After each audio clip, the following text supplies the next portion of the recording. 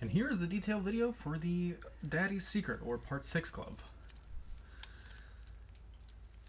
This glove is some people's least favorite, some people's favorite, mine included. It is a very, very weird glove. It's very chunky. It's not necessarily comfortable. But I love this glove, even though I hate making it. So, this glove, I believe this was made, ignore the background noise again, I believe this was made by the same builder as Part 5, but I may be incorrect. I'm not very up to my history on a lot of the gloves. I just know what they're made out of, details, etc. But as far as I know, this glove and the Part 5s use small leathers, which you can see in a lot of pictures. You can see a lot of backplate overhang, and that the leather is relatively tight on Robert's hands, and we know that Robert's hands are pretty small, so it makes sense that they would be small or medium, and I think in this case these two gloves are small.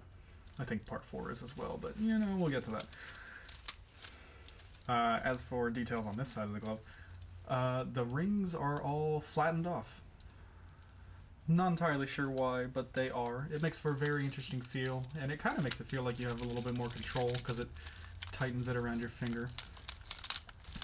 So I think that may be what they were going for.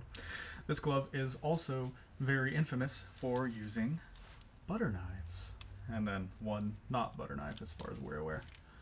But they use just butter knives. You can find in your kitchen, you know, spread some jelly, do what you like. Ground into very particular shapes.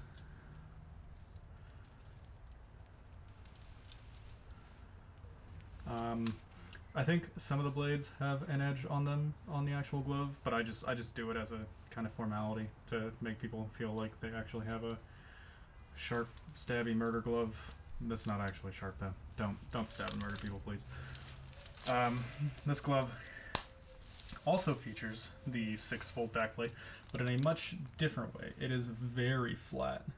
The only real sharp bends on it are the corners, and not even that much. You can see this in a lot of screenshots where you see the bottom half of the glove like this. It's bent very flat. It also has very chunky stalls and tips.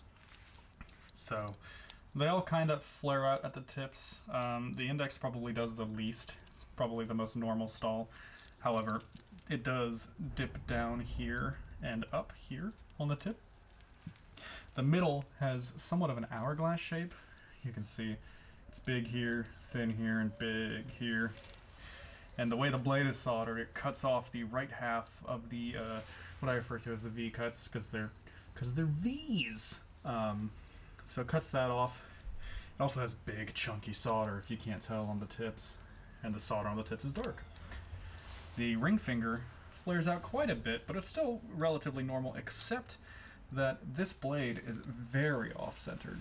You can see it is not in the center at all. It's way over to the right. And you get to see most of the V-cut as well from the top angle. The pinky is pretty normal, except that it flares out a lot, and you can actually see, focus my man, you can actually see the space between the stall and tip here. Even if you hyperextend it a little bit, you can still see it. And again, very chunky solder. The particular solder spills on this glove are interesting. This one's a very blocky S. This one is a weird R. This one's a dancing dude. I don't know what the hell he's doing here. He's just having a party. And this one's a big old blob, and it has a lot of paint on it too. You can see that in quite a few shots. From what I know, this glove initially had its blades soldered on. It's kind of clean, and some point later on they decided to resolder over them, and it got chunky. It's really interesting, and it was also covered in spray paint to begin with, and that explains a lot of the remaining brown paint on the backplate and the stalls.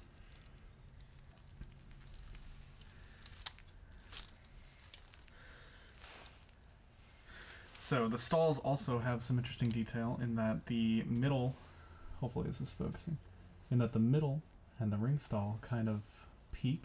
The middle stall more specifically than the ring And the ring in the middle also have these little tiny indentations here, which I'm not sure if those were intentional or they just happened, but they kind of keep the tips from hyperextending too much.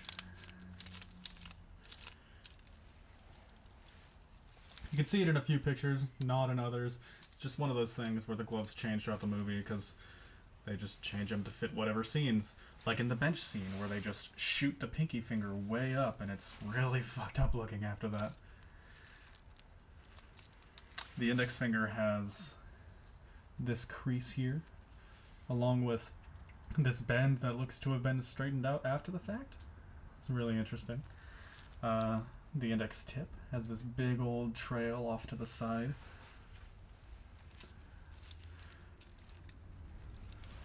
The middle stall has this crease here, and then it's a relatively smooth bend over here. The ring stall has a little crease here, a kind of fold here, and the pinky stall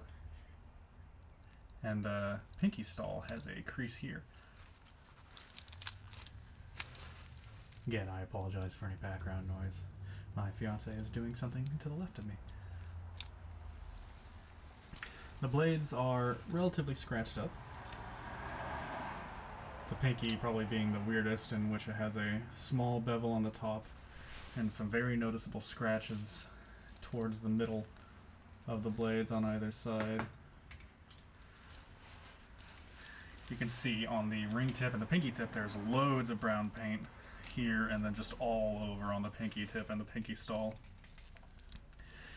Backplate has some interesting paint patterns, most notably this weird triangle shape here, I guess, and these little curlies. I don't know exactly what to call those. And then the backplate has just a mess of solder. That's very fun to replicate. No, it's not. This glove also uses the large nickel-plated rivets. Just all throughout, and not really weathered. Like, there's some weathering on the side from the paint, but that's about it. I think they sanded this glove a few times at several points throughout the movie, so there's gonna be paint in some spots, other spots not so much, certain scenes not others. It's really, really strange. This glove also has some really interesting hole patterns. So as far as I'm aware, the pinky on this glove only has one hole.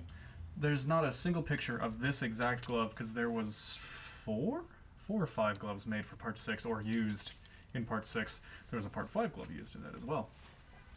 And there's not a single picture of this glove that indicates a second hole here. There might be one, but I can't see it. This hole is relatively normal, but this hole is pretty offset, or I guess the other way around. This one's normal, this one's offset. The middle has some normal holes, but the index is really funky. So it has this interesting hole up here with some weird curvature, and then this hole that gets very close to it, makes the leather really thin here, and kind of shoots off to the side. And then the palm hole is just a weird, oblong, rounded triangle. What are shapes? I did not deal with any of that stuff in school. The leather is relatively clean. It's a little grungy, but for the most part it's a pretty normal beigey tan color. It has the red ball as well. And as you can see, the armature is positioned to where there is a load of excess copper hanging off either finger. The pinky probably fills up the most space of the tip. But you can see in quite a few shots, like when he does this, that there's just an excess of copper hanging off. There's also solder on this ring here, leaning over to the side, and then here and here on the pinky. There may be more, but as far as I'm aware, there's not. The ring stall also has a spill over here. And as far as I'm aware, that's most of the details that people may or may not know. If there's any questions that you have or any details that you know of that I'm not aware of or that you think may be on it but might not actually be, shoot me a message, let me know. Loud car in the background. And I will answer any questions that you have. Anyway, I hope you guys liked this detailed video. Let me know what you think.